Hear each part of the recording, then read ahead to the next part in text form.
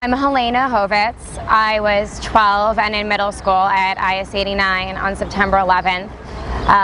We were all in class when we felt the impact, and that's when my neighbor and her son appeared in the doorway of the cafeteria. It was about 5 after 9, and she was bringing him in late from an orthodontal appointment.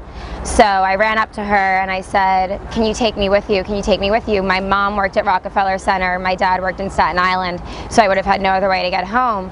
So we left and we kept turning around to look up at the sky, and both of the buildings were on fire, and that's when we started to hear these sickening thuds. So we got to Chambers and Greenwich, and we tried to go up that block, and the cop said, "You can't go up here." And they were saying, "Nope, you have to go uptown. There are bombs in the cars. We don't know what's next. You have to keep going uptown." We got to this corner, and that's when we saw everybody running uptown like they were running the marathon, and that's when we saw that people were abandoning shoes, handbags, wallets, backpacks. There were 60-year-old men running and crying with little children screaming.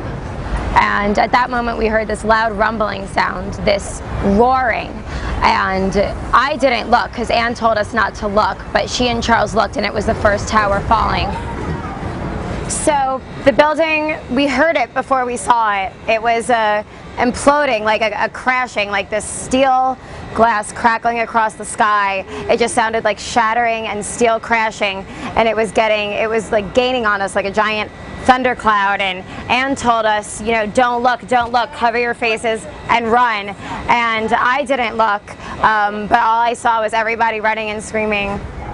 We went to Oliver Street and we stopped in a bodega. After I took one sip of water, that's when we heard this imploding sound that was very similar to the sound we heard before. It was boom, boom, boom. And Charles said, "That's it, it's the end of the world. They're bombing everything. We're gonna die. We're gonna die today." I'd say that was the day that my childhood ended and my mature life had begun. It's something that you just can't unlearn. You just cannot forget that it's always going to be imprinted into my DNA and my thoughts and my mind. It's just left such an imprint that it's always going to be permanent. We were all broken up, and we went to different high schools, and we were the only 9/11 kid in that school, and we felt alone and alienated, misunderstood, and we felt that nobody knew what we were going through, and we all started these downward spirals. It's almost like a tumor, you know, they're afraid to find out what's wrong, but the more you leave it untreated, it's still there, and it's only going to get worse. People need to share their stories. We need to talk about it, and we need to talk about how we can all move forward as the 9/11 generation.